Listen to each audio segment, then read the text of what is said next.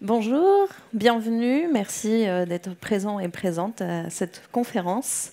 Et pour commencer, en fait, je vais directement avoir besoin de votre aide et de m'aider à répondre à ces deux questions. Première question, quels sont les freins qui peuvent empêcher une personne de prendre la parole en public ou la parole de manière générale? Vous pouvez crier les mots comme la timidité, le manque de confiance en soi, la peur. Ok, quoi d'autre? N'avoir rien à dire. Le jugement. Ouais, le regard des autres. La peur d'être illégitime. Ok. Je répète pour ceux qui n'ont pas entendu, le fait de parler beaucoup moins fort que la personne qui parle très très fort dans le groupe. Ok. Très bien. Donc ça, on a quelques freins, voilà, qui peuvent un petit peu nous empêcher de prendre la parole ou simplement d'aller parler à quelqu'un. Et pour essayer de répondre et de combler un petit peu les besoins qui peuvent nous aider à dépasser justement ces freins, quels seraient donc les besoins pour pouvoir renforcer ça, dépasser ces peurs? Il y a aussi donc la confiance en soi, le besoin d'être assuré, de se sentir en sécurité, de gérer le stress, par exemple. Feedback. Ambiance bienveillante. Entraînement. Autre chose? Ok. Eh ben, merci beaucoup, parce qu'en fait, grâce à vos suggestions, je vais improviser mon introduction. Donc, comme vous avez peut-être pu le voir dans le descriptif de la conférence, nous sommes dans une ère où le développement du numérique, de l'intelligence artificielle et de la distanciation suite au confinement, tout ça a un impact en fait sur l'être humain, sur notre confiance en nous, et ça augmente en fait la peur de sortir, la peur d'aller vers l'autre. La peur de ne pas savoir quoi dire, parce que le monde du travail est assez exigeant et on en demande toujours plus d'idées, plus de spontanéité, plus d'innovation, et ça augmente la pression, la peur de ne pas savoir quoi dire, la peur du jugement, du regard des autres, et évidemment, ça renforce le syndrome de l'imposteur qui existait déjà avant en fait, le fait d'entrer dans le monde du travail. Je suis comédienne, sophrologue et formatrice, et j'ai aussi eu, et je pense l'avoir encore un petit peu, le syndrome de l'imposteur, et j'ai une tendance à avoir une personnalité plutôt introvertie. Et je pense qu'inconsciemment, mon chemin de vie a été décidé pour justement combler tout ça. Donc, faire du théâtre, ça m'a permis d'apprendre des outils pour pouvoir mieux m'exprimer, pour pouvoir être à l'aise devant un public, pour pouvoir me libérer, en fait, avoir un espace pour pouvoir m'exprimer pleinement tel que je suis. Et la sophrologie, l'analyse transactionnelle, toutes les thérapies psychocorporelles m'ont permis de comprendre, en fait, de me comprendre. Pourquoi est-ce que j'agis ainsi? Pourquoi est-ce que j'ai peur? Pourquoi est-ce que je ressens ce que je ressens? Et qu'est-ce que je peux faire pour dépasser ça, en fait? La sophrologie, elle vient aussi m'aider à booster mes forces, à reconnaître mes forces et à travailler justement sur l'entraînement, sur la confiance en moi, comment acquérir les qualités nécessaires pour pouvoir justement booster la confiance, être à l'écoute aussi des feedbacks, parce que donner des feedbacks, c'est une chose, recevoir, c'est encore une chose, et de se mettre en fait en disponibilité pour pouvoir donner les feedbacks et les entendre. C'est comme si on adoptait une philosophie d'accepter l'erreur, accepter l'échec comme étant un enseignant, en fait. Un enseignement, l'erreur, l'échec, c'est juste un indicateur de là où on en est et de ce qu'il y a encore à travailler, et c'est pas grave. Évidemment, plus moi je me sens bien, plus les personnes qui sont avec moi, qui traînent avec moi ou qui travaillent avec moi, eh bien, elles vont se sentir bien aussi. Et tout cela, donc, ça peut créer une bonne ambiance au sein de l'équipe dans laquelle on est au travail. C'était mon introduction improvisée, grâce à vous. Et simplement pour vous montrer que dès que vous pouvez avoir un petit peu confiance en vous, d'être à l'écoute, d'être dans le moment présent et d'avoir quand même une espèce de structure de pensée qui vous permette voilà, d'explorer l'improvisation à l'intérieur, eh bien, vous pouvez travailler sur l'authenticité de votre prise de parole. Les personnes se sentiront considérées, écoutées, et vous, vous pouvez ressentir la joie d'avoir relevé ce challenge. Donc merci pour ça. Évidemment, la prise de parole, que ce soit en interpersonnel ou pour présenter les idées, eh bien, elle part d'abord de soi, de où on en est soi-même. J'ai envie de citer des grandes phrases pour mettre en avant certaines idées. Si les féministes disent que derrière chaque grand homme se cache une femme, j'ai envie aujourd'hui de me poser en humaniste et de vous dire, derrière chaque grande machine se cachent des humains. Non pas un humain, mais bien des humains. Donc c'est important de garder son humanité, accepter son humanité avec toutes les failles et les imperfections qui la composent. Et c'est ça en fait qui va faire de vous quelqu'un de riche et créer finalement un monde plus tolérant, plus bienveillant et moins séparés en fait les uns les autres. Pour continuer sur les citations, le Dalai Lama a dit « L'être humain est un être social par nature et il ne peut pas vivre sans les autres ». Évidemment, les résultats du confinement ont eu quand même des dommages sur la psychologie des personnes qui se sont isolées. Et ça prouve en quelque sorte que oui, l'être humain est un animal social et que par nature, il faut préserver en fait ce lien entre nous. Bien sûr, ce n'est pas une injonction, une obligation que je vous présente ainsi. Chacune est libre de s'isoler s'il a envie ou si elle a envie. C'est juste pour mettre en avant en fait, que c'est de notre responsabilité individuelle de créer en fait, une bonne ambiance pour pouvoir justement se relier les uns aux autres. Voici donc le point de départ de notre voyage pour dépasser les obstacles qui nous empêchent d'entrer en communication les uns avec les autres et de prendre la parole en public. Je vous invite à une expérience qui va peut-être réveiller le héros ou l'héroïne en vous. Les thèmes que nous allons aborder, je vais les énumérer juste pour que ça réveille en fait la concentration de votre mental. Évidemment, sortir de l'isolement, entrer en lien avec les autres, favoriser la rencontre et les échanges constructifs, être dans une attitude flexible face aux imprévus, avoir de la répartie et développer sa créativité, dédramatiser les rendez-vous, oser enfin s'affirmer sans s'imposer, avoir confiance en soi, apprendre à gérer son stress et écouter ses émotions. Comme je vous l'ai dit en début de séance, je suis comédienne, formatrice et sophrologue et ma particularité, ce qui fait que les gens veulent travailler avec moi, c'est que justement j'ai cette multicasquette qui permettent de travailler soit en individuel, soit en collectif, que ce soit dans les établissements scolaires ou le milieu professionnel, et d'adapter en fait les différents outils vers le développement personnel des individus et professionnel pour les collaborateurs, les collaboratrices. Mais avant d'entrer dans ce voyage de super-héros et super-héroïnes, on va préciser le mot communication. Il y a donc 3 types de communication. La communication interpersonnelle, entre 2 personnes, où il y a un émetteur et un récepteur. Et donc ça crée un échange.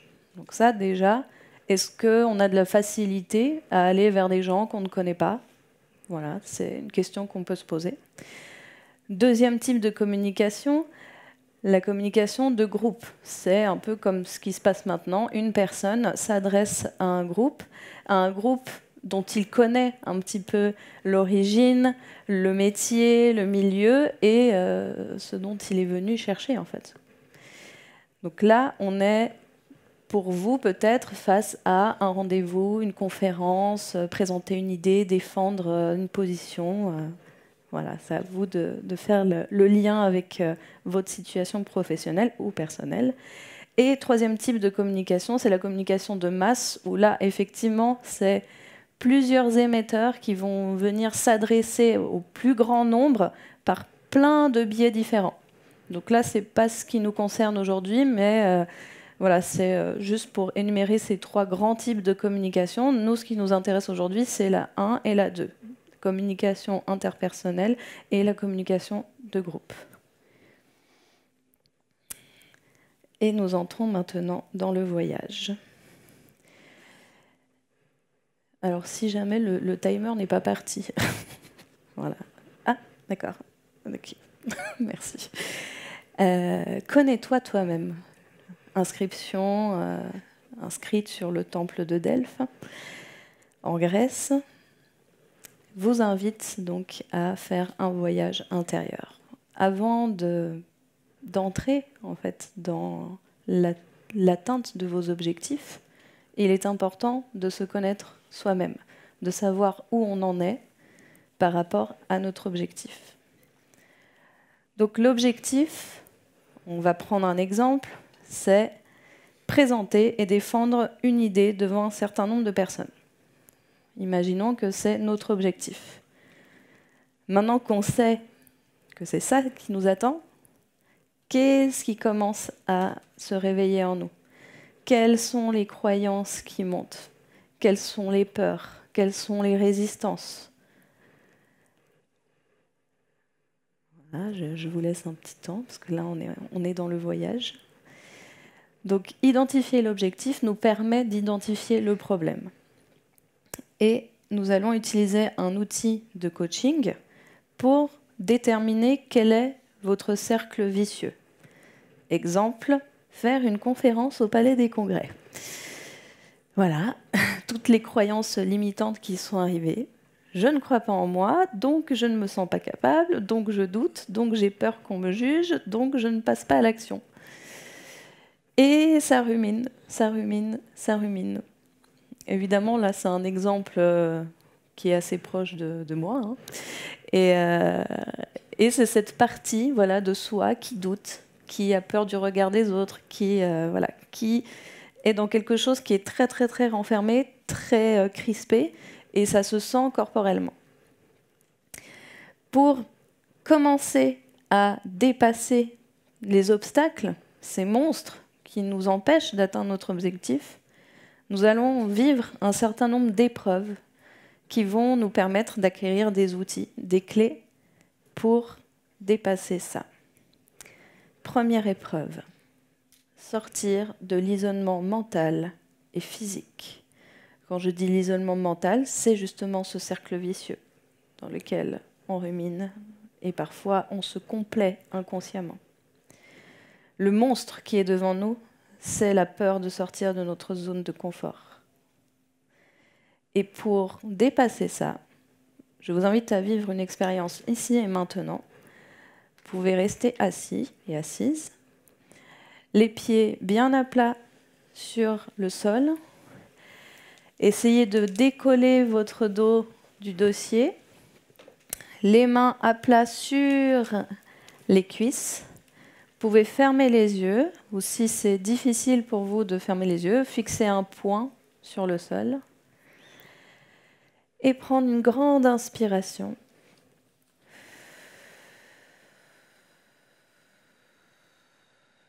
Et simplement observer votre posture.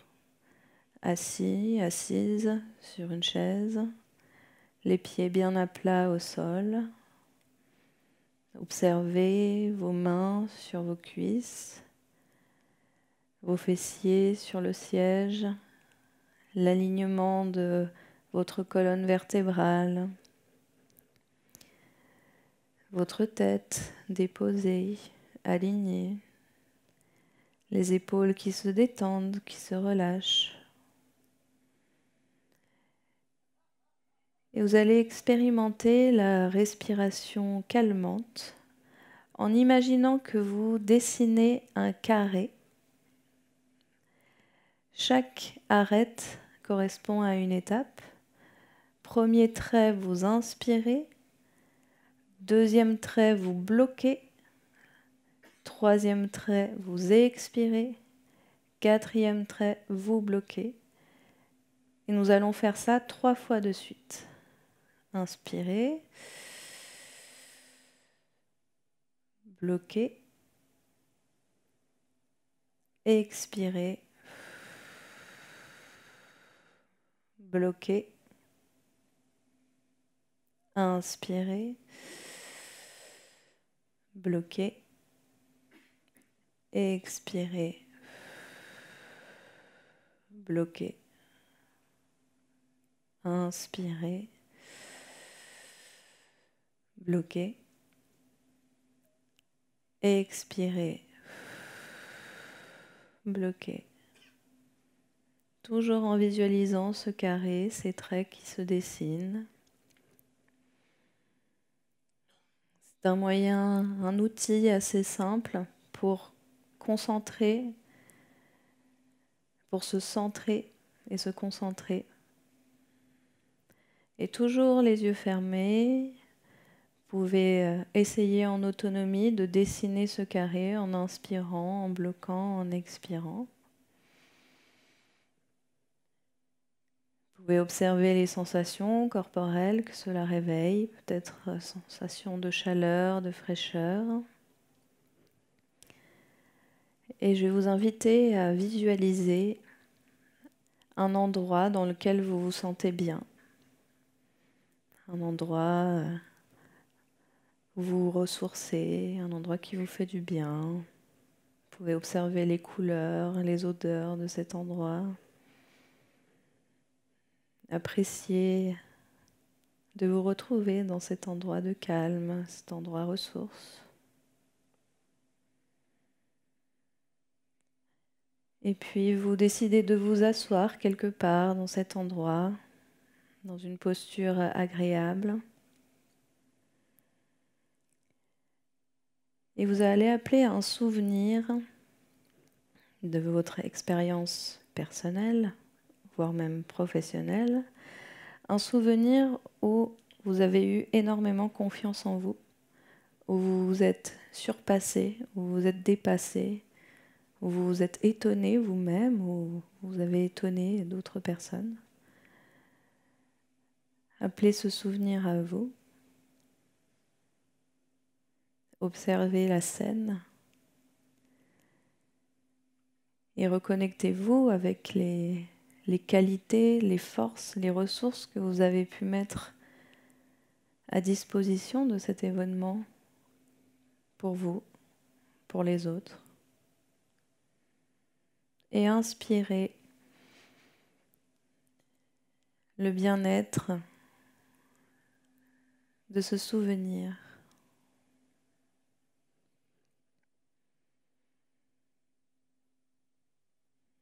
Et sachez que ce souvenir est là, il se présente à vous et que vous pouvez faire appel à lui à n'importe quel moment lorsque vous avez besoin de vous ressourcer, vous remotiver, vous reconnecter à vos forces. Et tranquillement, vous allez reprendre contact avec les sons, les bruits autour de vous, bouger un petit peu les extrémités de vos membres, les doigts, les mains. Vous étirez un petit peu, bougez les articulations. Et vous venez de vivre une courte séance de relaxation issue de la sophrologie, un outil intéressant pour amener de l'ancrage, du calme, renforcer ses ressources personnelles, prendre du recul sur les émotions, et vous ramener aussi dans le moment présent. Vous venez de vivre la première épreuve, vous venez de dépasser la première épreuve avec cet outil de relaxation, respiration en carré, inspirer, bloquer, expirer, bloquer. Le fait de visualiser ça, ça focus, ça enlève les ruminations. Et la visualisation positive, là nous sommes allés sur un souvenir du passé, mais vous pouvez aussi faire une visualisation sur le futur. Par exemple, imaginez la meilleure manière de présenter votre conférence et vous la vivez. Je vous laisse reprendre un petit peu les esprits parce qu'il y a la deuxième épreuve qui arrive. Nouveau monstre. La prise de parole et confiance en soi. Évidemment, le monstre qui nous ronge, c'est le trac, l'anxiété. Toutes les peurs et les résistances sont là. La peur de ne pas être compris, la peur d'être jugé, la peur de ne pas être à la hauteur, la peur de perdre ses moyens. Et déjà, en ruminant, en pensant à toutes ces peurs, toutes ces résistances, vous perdez vos moyens. Deuxième exercice. Évidemment, la sophrologie, l'entraînement vous permet de prendre du recul sur ces ruminations, vous permet d'identifier votre cercle vicieux et d'essayer de transformer ces croyances limitantes.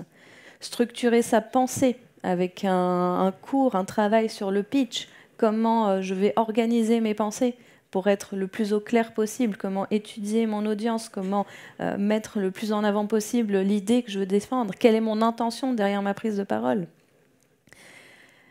Et un autre exercice que je vais vous inviter à faire, vous pouvez le faire debout ou assis, c'est de prendre une posture soit comme ça, soit comme ça.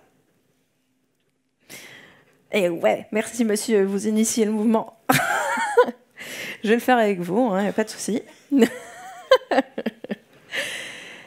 Et donc c'est une posture qu'on va expérimenter tous et toutes ensemble.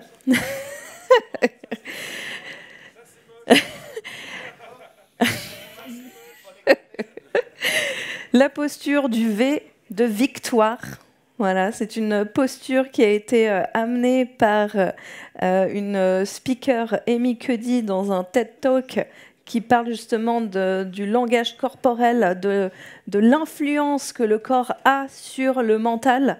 Et quand vous tenez cette posture plus de 30 secondes, déjà vous voyez qu'après 5 secondes, il y a les sourires, il y a les trucs qui sont sortis, il y a eu une ouverture. Vous voyez qu'après 10 secondes, bon, on fait travailler les muscles aussi, donc ça fait un peu la séance de sport, on est content. Et au bout de 30 secondes, ça va libérer des hormones en fait, qui vont renforcer la confiance en soi, qui vont nous mettre dans un état optimiste, positif, ouvert. Et ça, c'est super avant un entretien, avant de parler en public. Évidemment, vous n'allez pas vous présenter comme ça. Oui, bonjour monsieur, attendez 2 secondes, là je suis à 25 secondes. Voilà.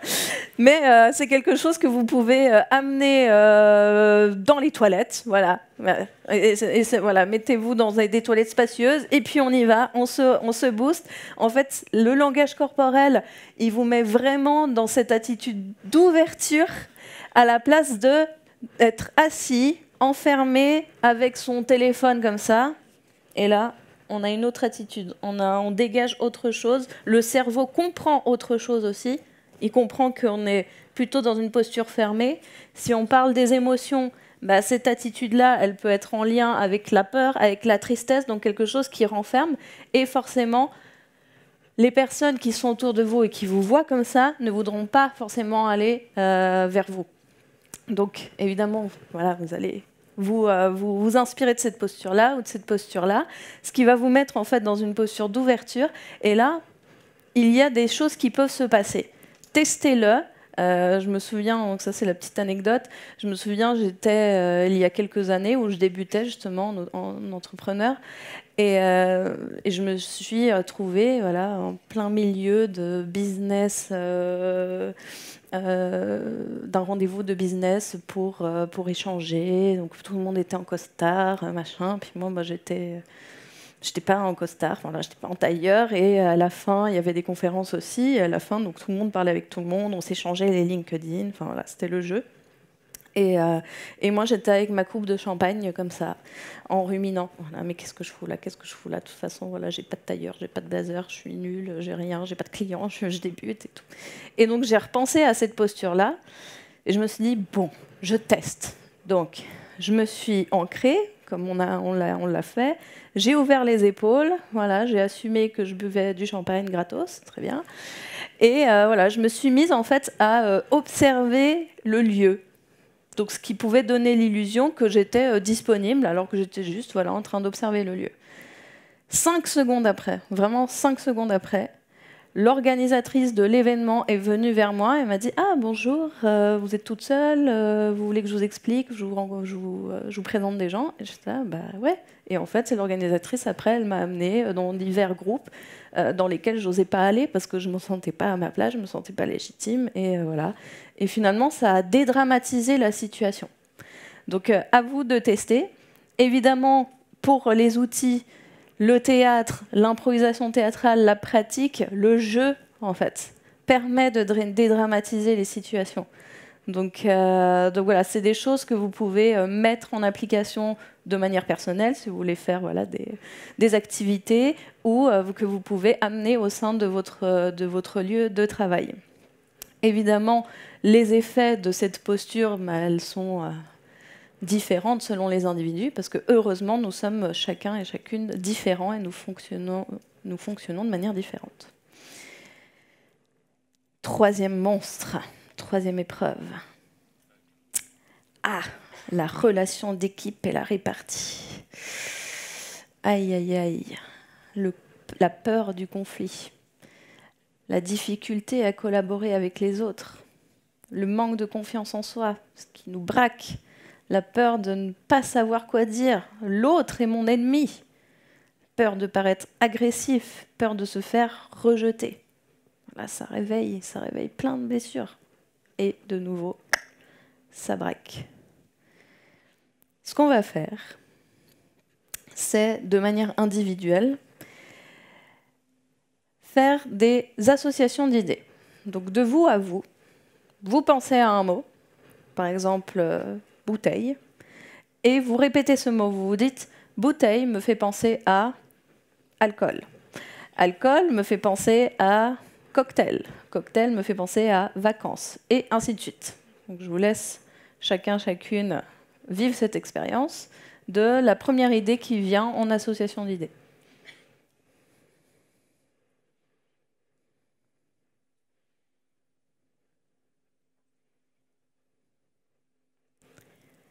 Ok, super. Et maintenant, on va le faire en impro maintenant. Je vais dire un mot et quelqu'un va associer le mot et quelqu'un d'autre va associer. Je lance avec cactus. Désert. Ok, désert. Piquant. Piment. Mexicain. Sombrero. Chapeau. Chaleur. Vacances. Plage. Maillot de bain. Coup de soleil. Crème. Dessert. Champagne. Entrée. C'est très convivial. On a un monsieur qui a commenté, c'est très convivial tout ça. Bah oui, bah c'est l'objectif. Voilà, de créer de la convivialité, de créer de la spontanéité. Vous voyez que tout de suite, sans réfléchir, vous avez participé, vous avez projeté votre voix. Ok, vous êtes entré en lien avec des personnes que vous connaissez ou que vous ne connaissez pas, et vous avez contribué à la bonne ambiance de cette conférence. Merci, bravo, vous pouvez vous applaudir.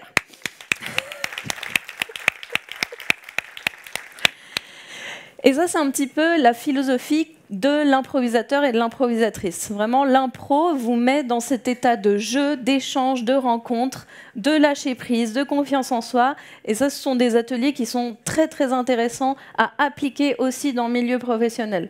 J'ai utilisé les outils de l'impro autant pour accompagner des anesthésistes qui avaient besoin de travailler sur leur écoute, sur leur multitâche et leur posture vis-à-vis des patients, tout comme j'ai dû travailler pour des militaires haut gradés qui avaient besoin justement de développer cette écoute active pour pouvoir communiquer avec des gens en dehors du milieu militaire. Donc ça, ce sont deux extrêmes, mais c'est quelque chose qui est très, très, très, très intéressant pour justement l'innovation, la répartie, la créativité, et justement créer ce mécanisme à l'intérieur de nous de production, de productivité en fait.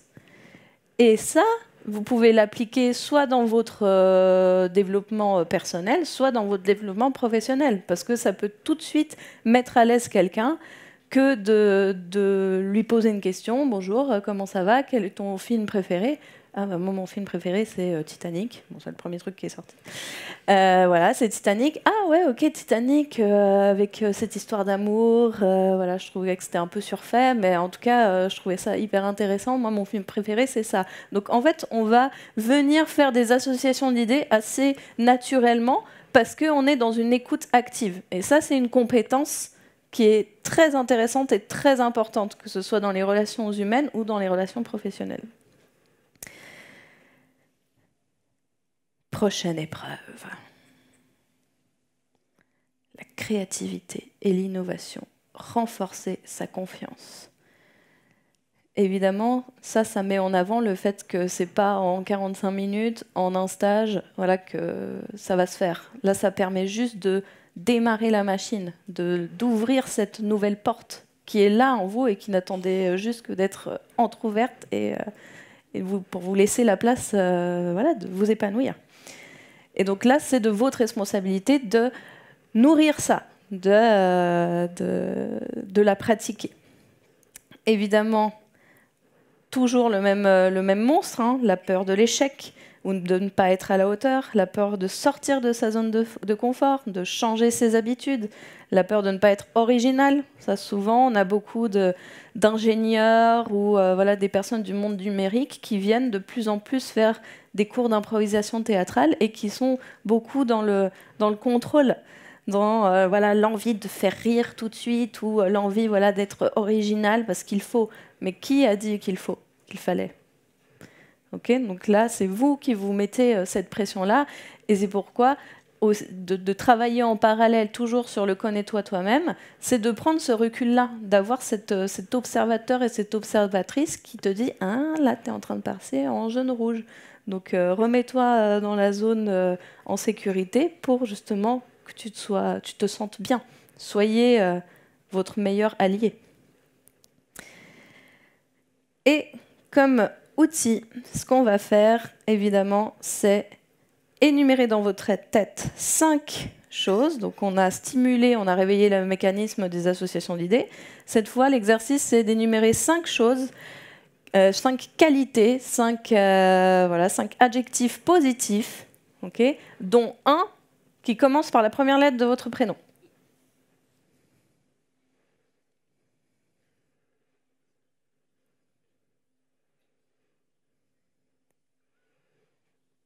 Et dès que vous l'avez, vous pouvez me montrer que vous avez vos 5 choses.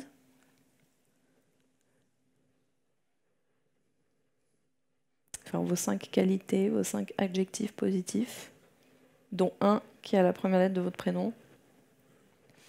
Ponctuelle, souriante, amicale. Je m'appelle Alex, donc c'est bon, là il est passé.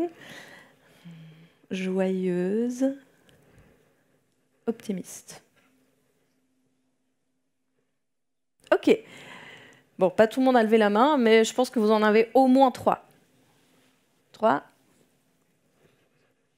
Monsieur en a 5, très bien. Et monsieur en a 3. Ok.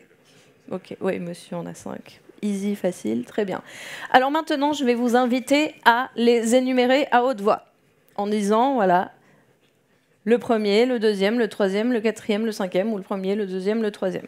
Ok, tous ensemble. 3, 2, 1, allez-y.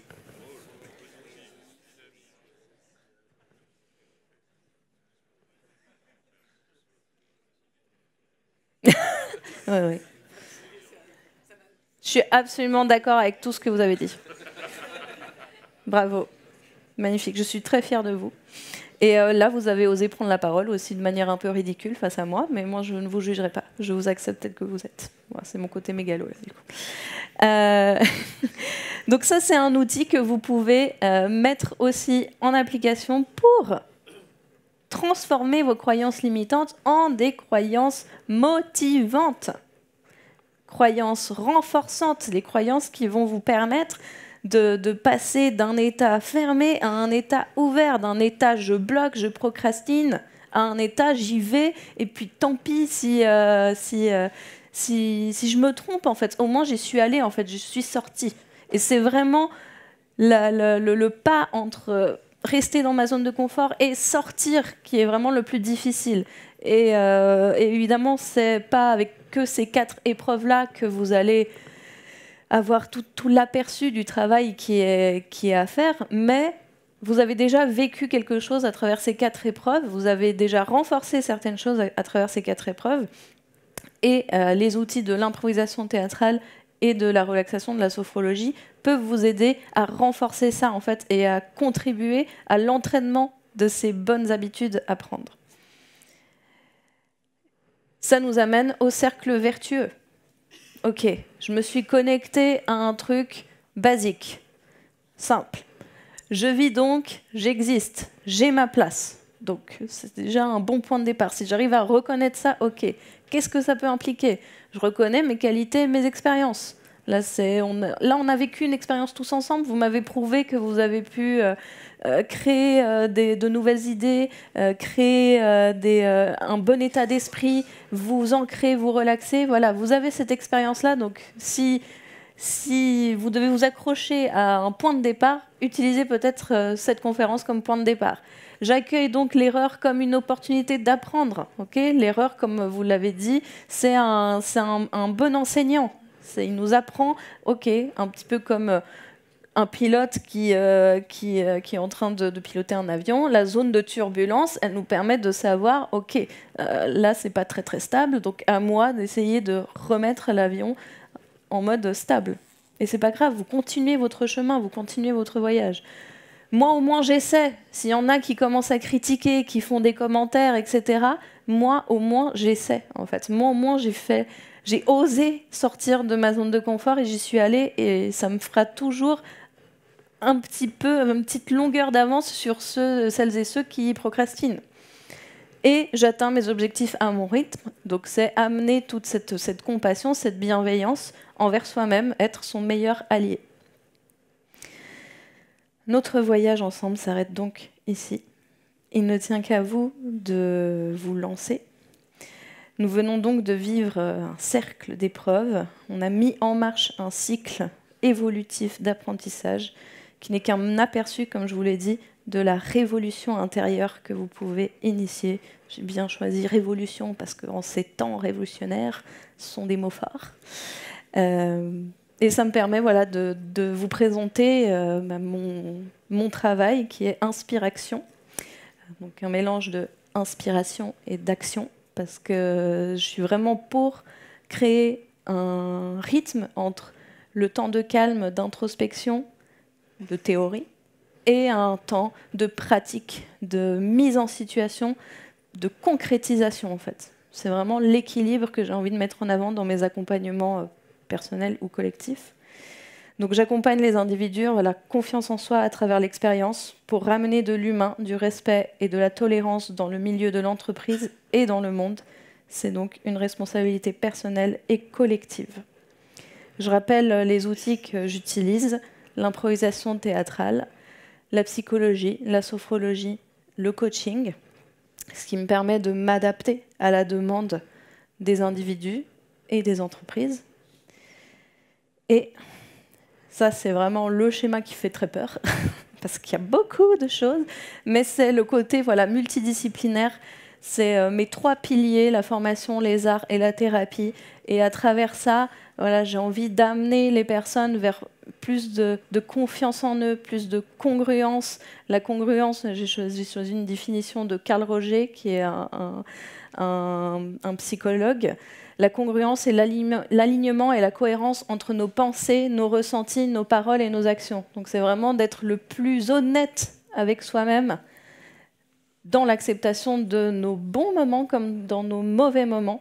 Et je trouve que d'accepter l'authenticité, c'est aussi créer l'empathie et donc créer l'acceptation avec les autres et donc accepter que peut-être la personne en face de moi, j'ai beau lui parler de manière hyper positive, avec la posture qu'il faut, mais si cette personne, parce qu'elle a son histoire personnelle, elle n'est pas disponible pour écouter mon idée, eh ben, je vais l'accepter aussi et je vais lui proposer d'échanger à un autre moment. Donc c'est vraiment aussi cette écoute, cette adaptation, tout en apprenant aussi à s'affirmer et à poser ses limites lorsqu'elles sont dépassées. Pour travailler là-dessus, je vous invite à une expérience ludique et immersive ce soir à 20h pour vous initier à l'improvisation théâtrale et oser prendre la parole en public de manière ludique. Donc ce sera un petit peu comme une scène ouverte, un cours public d'impro. J'ai préparé plein de petits défis progressifs pour vraiment, voilà, comme une initiation à l'improvisation théâtrale. Celles et ceux qui veulent participer, c'est avec grand plaisir que je partagerai ce moment avec vous. Et celles et ceux qui veulent juste regarder, c'est aussi avec grand plaisir que j'essaierai de faire un super spectacle avec les participants à 20h, donc ce soir, si vous voulez participer. Merci beaucoup.